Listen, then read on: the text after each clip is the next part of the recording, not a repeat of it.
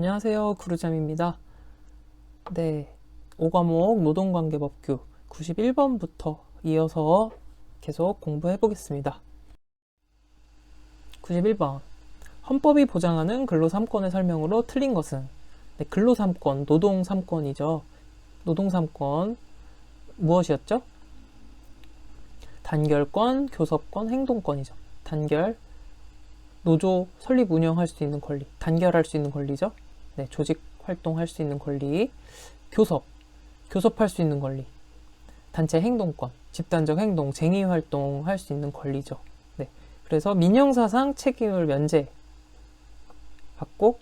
주장을 관철시키기 위해 업무의 정상적인 운영을 저해하는 행위를 말하죠. 파업, 태업, 보이콧 등의 형태로 집단적 행동을 하는 것을 단체 행동권이라고 합니다.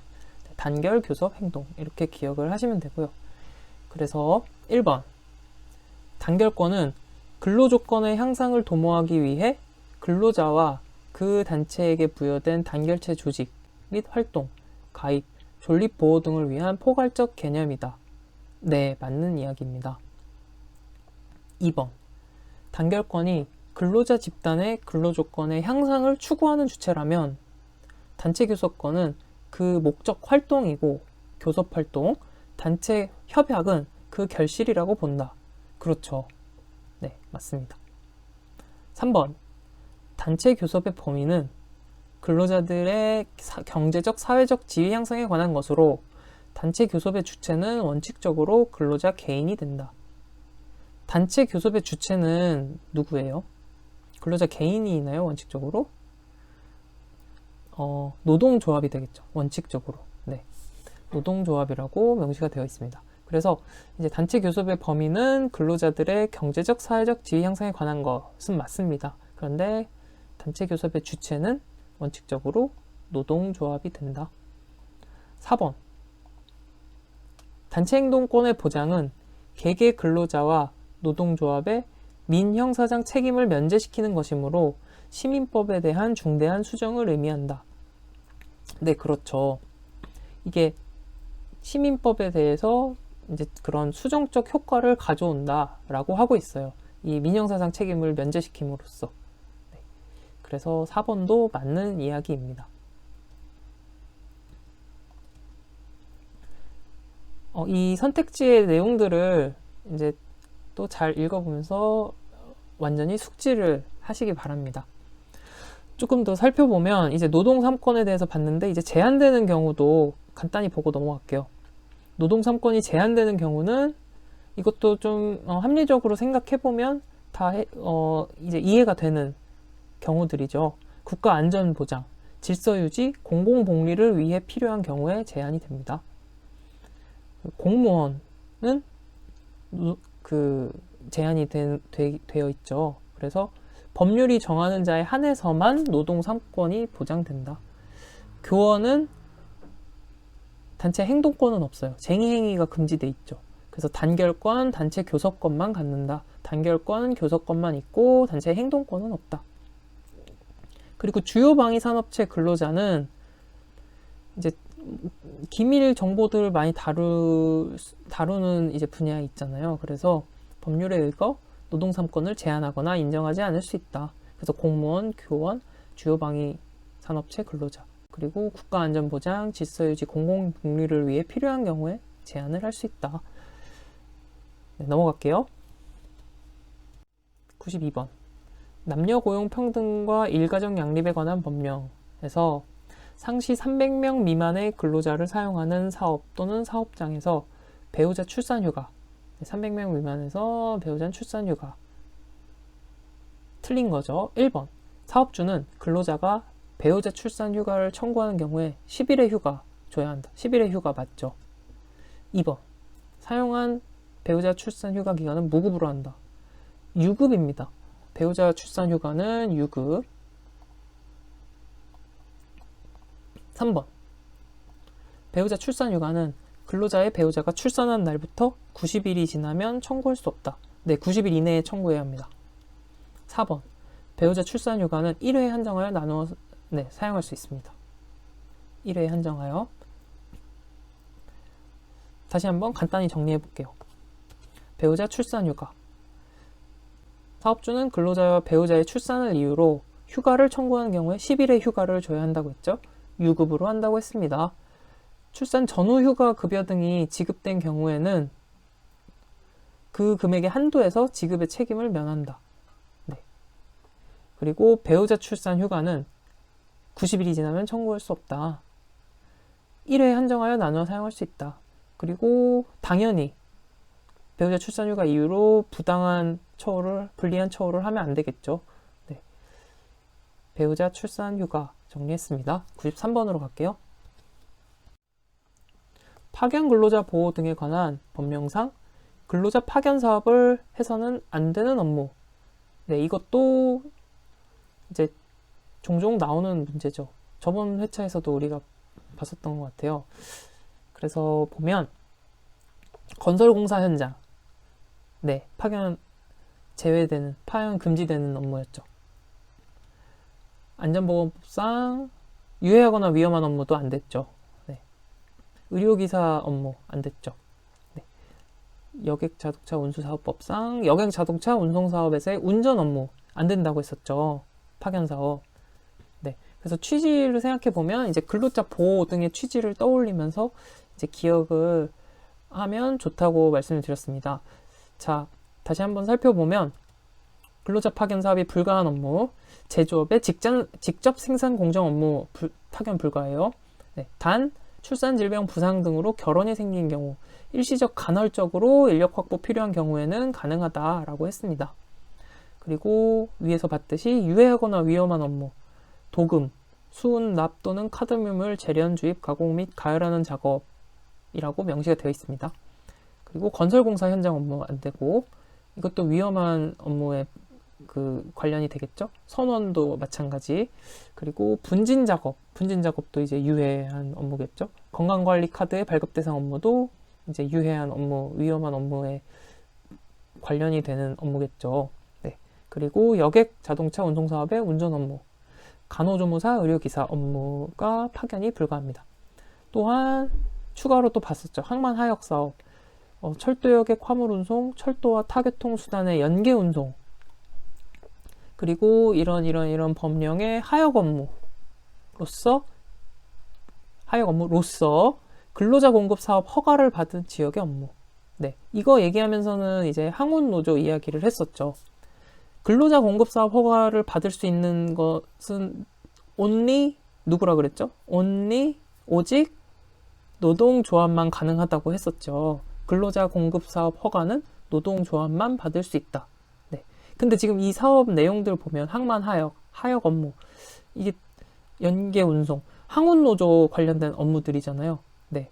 그래서 이 항운노조 관련된 업무들인데 마침 근로자 공급 사업 허가를 받은 지역의 업무니까 이게 항운노조의 근로자 공급 사업 허가, 근로자 공급 사업을 이제 침해할 수 있는 소지가 있겠죠. 그래서 그런 이유 때문에 이제 이 분야의 업무에서는 근로자 파견이 불가하다라고 이해하시면 되겠습니다. 네, 한 가지 더 붙이면 파견 사업주는 쟁의행위 중인 사업장에 그 쟁의행위로 중단된 업무 수행을 위해서 근로자를 파견하면 안 되겠죠. 네, 이것도 마찬가지 이제 그들의 노동조합의 쟁의활동, 노동자의 쟁의활동에 이제 영향을 주기 때문에 이제 그들의 권익 보호 차원에서 이제 파견하면은 안 된다고 이제 명시가 되어 있습니다. 그래서 근로자 파견 사업 정리를 해봤습니다. 94번. 고용정책기본법상 고용노동부 장관이 실시하는 실업대책 사업에 해당하지 않는 것은? 실업대책 사업도 중요한, 자주 출제되는 내용입니다. 자, 1번. 실업자 가족의 의료비 지원도 실업대책 사업에 포함이 되죠. 고용촉진과 관련된 사업을 하는 자에 대한 대부, 네, 대부 빌려주는 거죠, 돈을. 네, 이것도 포함이 됩니다.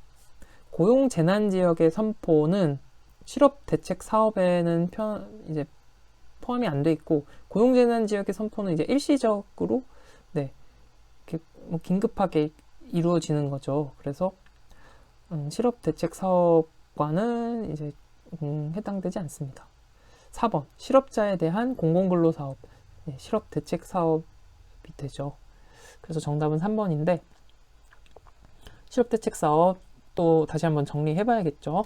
네, 취업 촉진을 위한 훈련의 실시 지원을 포함합니다. 네, 그렇겠죠. 취업 촉진을 위한 훈련. 그리고 아까 위에서 여기 봤듯이 의료비 지원 나오죠. 그 생계비, 생업자금, 사회보험, 의료비 가족 포함, 학자금 자녀 포함, 주택점세자금, 창업 점포 임대 등의 지원. 그러니까 생계와 직결되는 부분들에 대한 지원도 포함이 된다. 이렇게 보시면 되겠습니다. 주택, 학자금, 의료비, 보험, 생업자금, 창업 점포 임대 이런 것들 생계랑 직접 연관되는 부분에 있어서 지원해 주는 것. 그리고 실업 대책 사업이니까 실업 예방, 재취업 촉진, 고용 안정 위한 지원들 포함이 되겠죠. 그리고 위에서 봤듯이 고용 촉진 관련 사업자에 대한 대부 지원, 공공근로 사업 당연히 포함이 되겠고요. 또 이게 마지막에 많은 인력을 사용하는 사업, 많은 실업자가 발생 혹은 발생 우려가 있는 지역에서 시행되는 사업, 고용 상황 변화에 따라 쉽게 규모를 변경하거나 그만둘 수 있는 사업 중 어느 하나에 해당이 되어야 한다라고 했습니다. 네. 그래서 실업 대책 사업 정리를 해봤습니다. 반드시 정리를 해 놓으시기 바랍니다. 95번.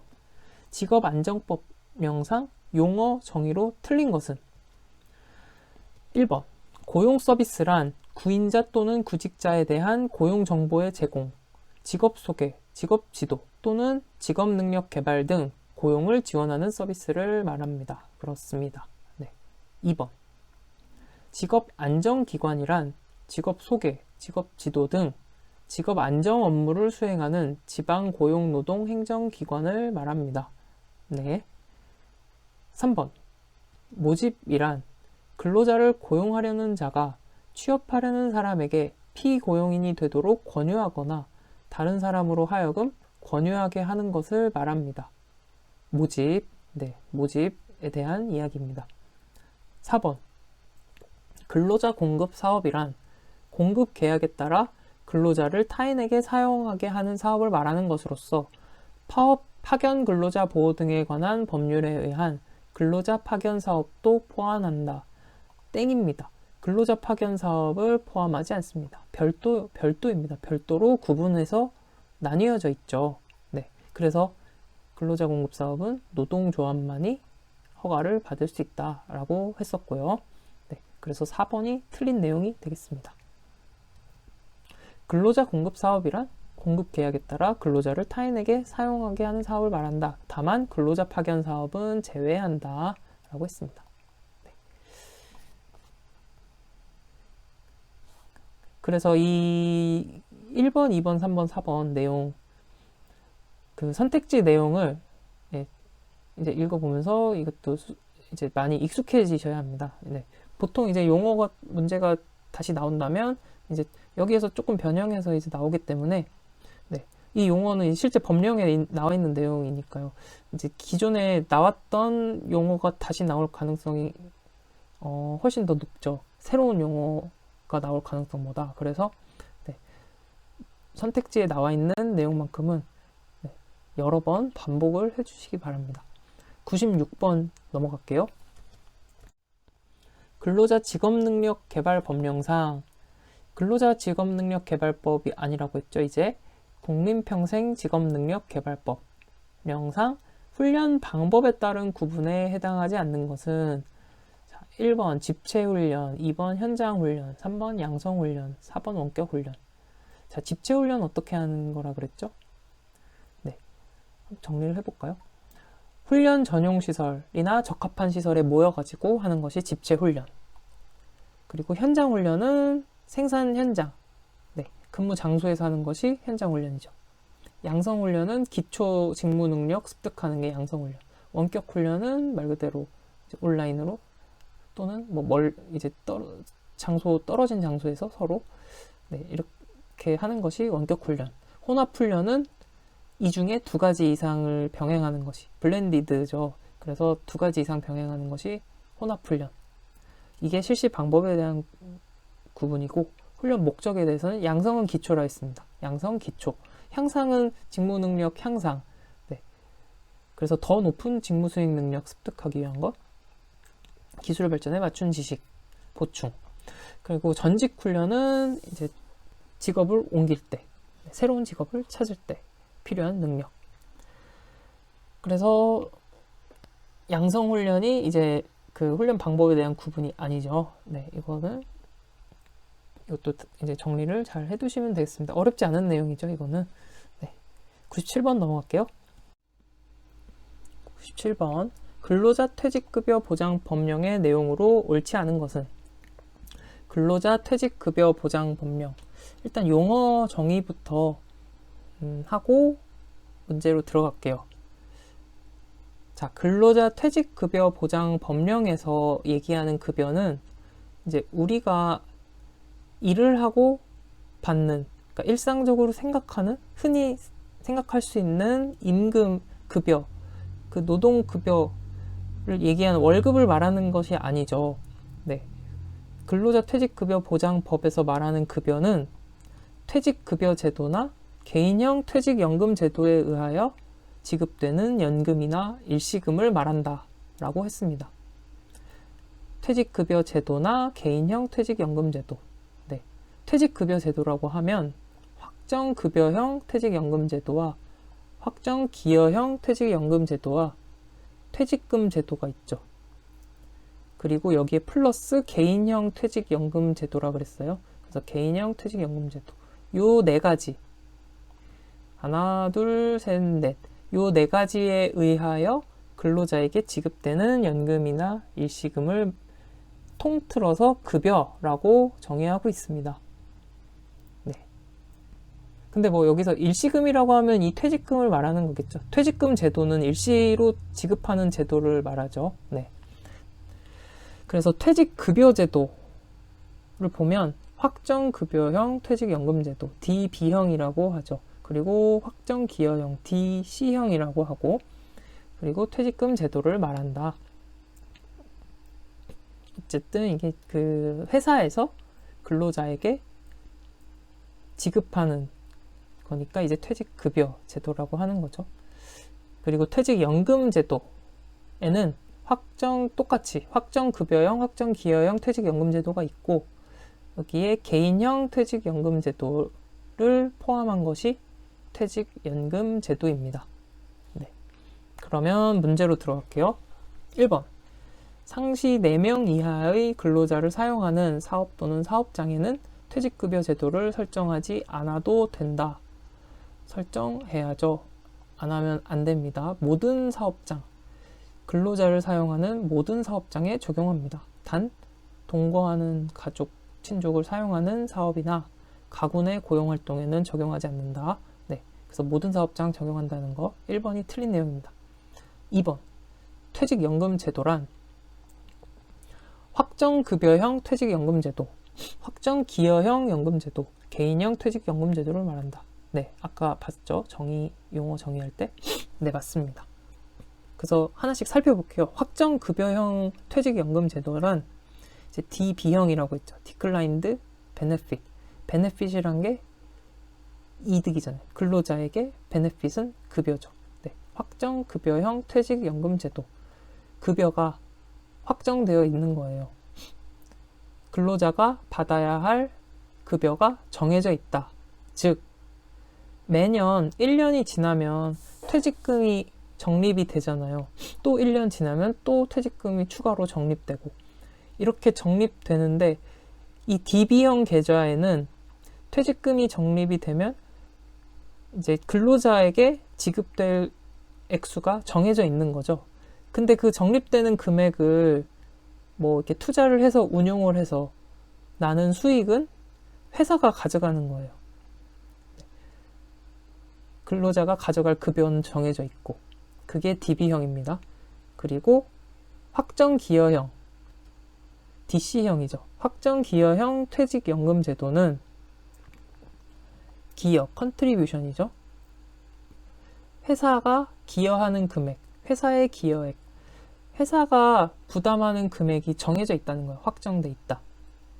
그러니까 매년 퇴직금이 적립이 되는데 사용자, 회사가 매년 적립을 하는 금액은 정해져 있고 그 금액을 투자를 해서 운용을 한 수익은 누가 가져갈까요? 네, 근로자가 가져가는 거죠.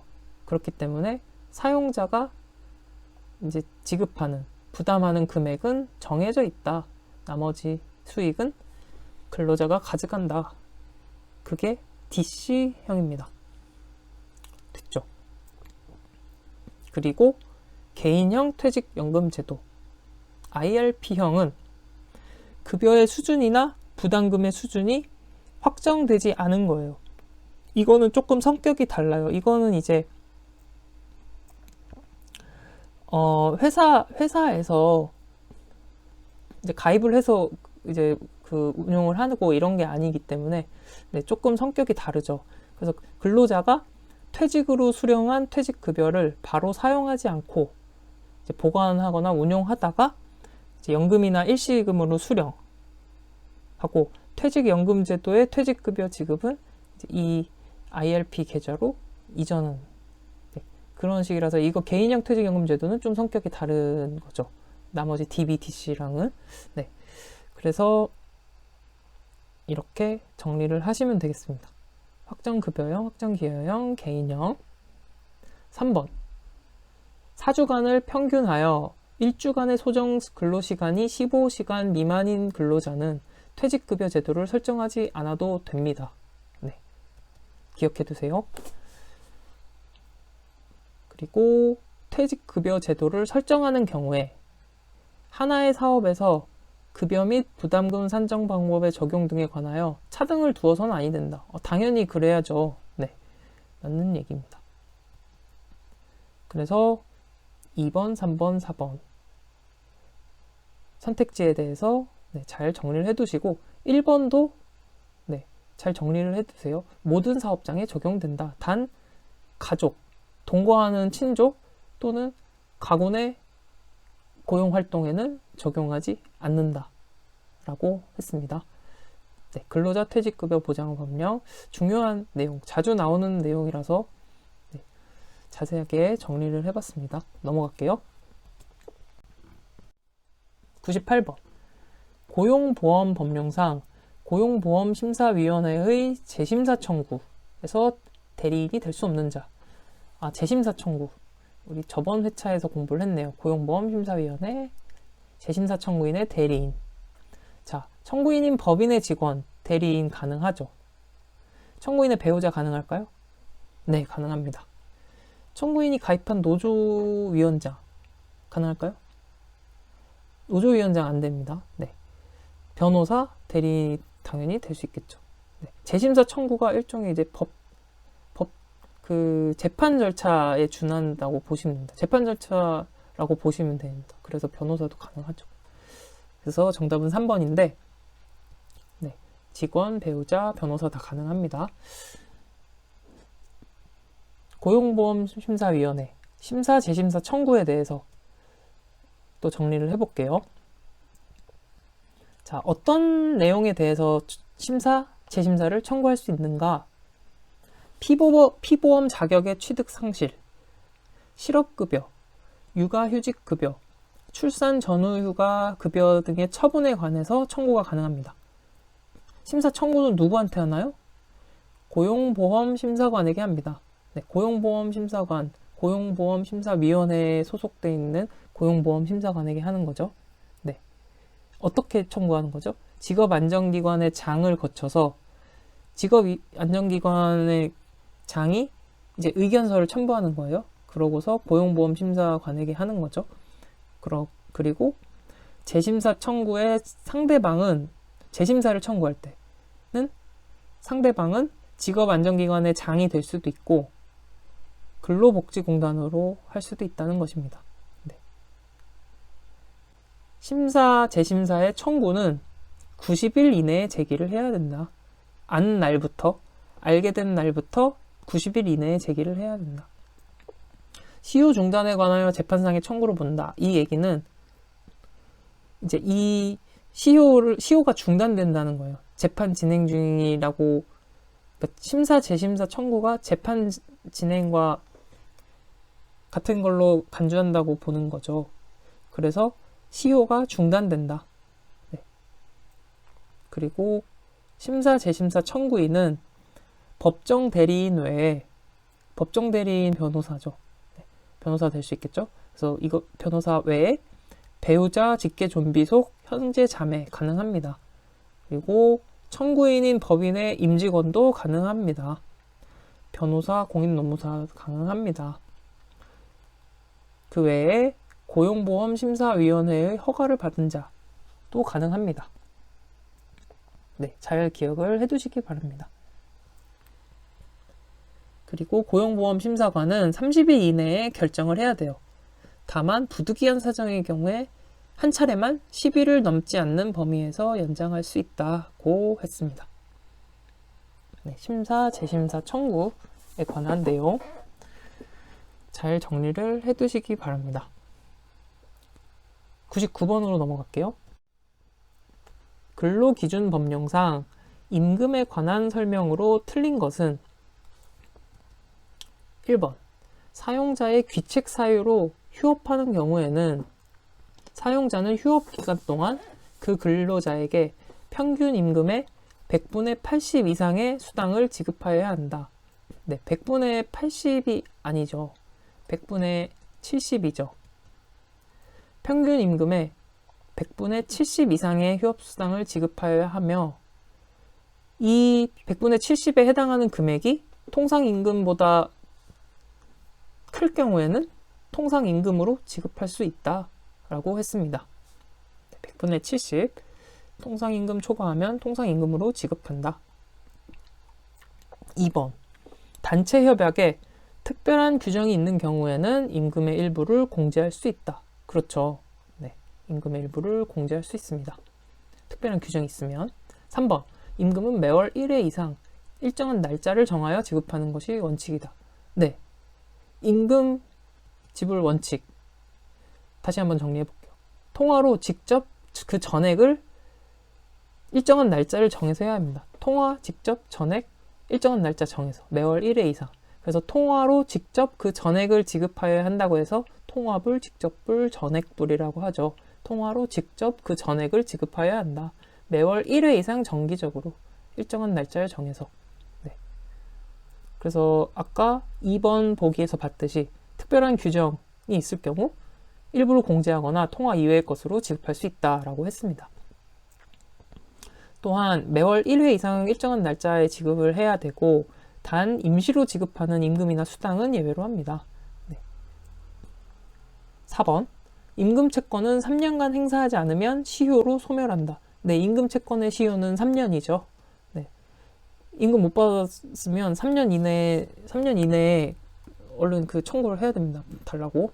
네. 그래서 정답은 1번이 되겠습니다. 아, 여기 밑에 또 있네요. 추가로 내용을 더 보면 임금에 관한 내용, 앞에 문제들에서 봤던 내용을 조금 더 추가로 넣었어요. 그래서 이 내용까지 정리를 해볼게요.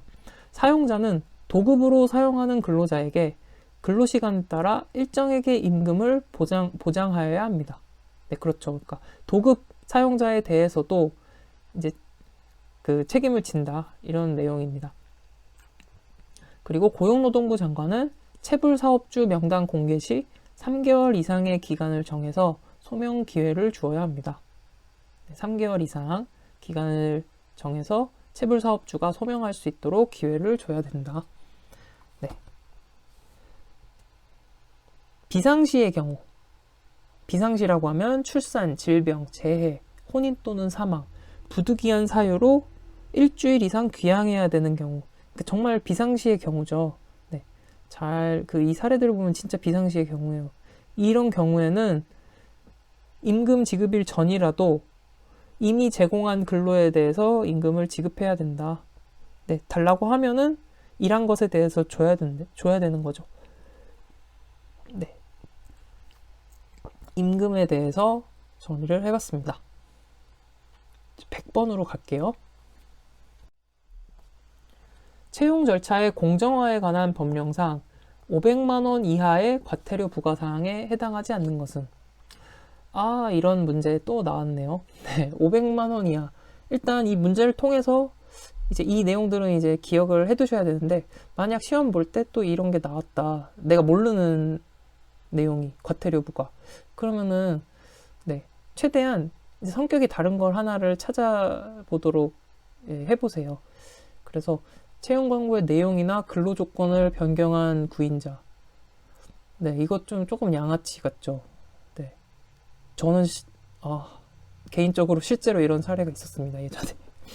그래서 네, 며칠 있다가 근로계약서 쓸 때 보니까 조건이 바뀐 거예요. 이게 뭐냐? 그래가지고 대판 싸우고 네, 3일 있다가 나왔습니다. 진짜 양아치죠. 이렇게 하면 안 됩니다. 네, 양아치 1번. 2번. 지식재산권을 자신에게 귀속하도록 강요한 구인자. 이것도 양아치죠. 네. 진짜 이런 양심 없는 사람들 좀 많습니다. 네. 그리고 3번. 채용서류 보관 의무를 이행하지 아니한 구인자. 채용서류 보관 의무를 이행하지 않았대요. 네. 의무 이행해야죠. 네. 4번.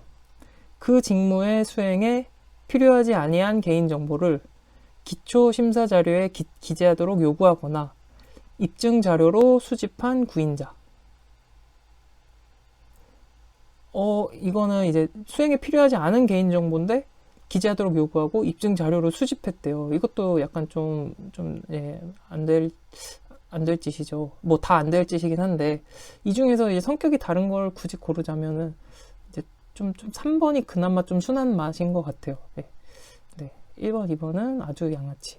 4번도 은근히 양아치. 3번은 네, 좀 뭐 약간 실수의 것으로 또 볼 수 있는 부분이기도 하고요. 네.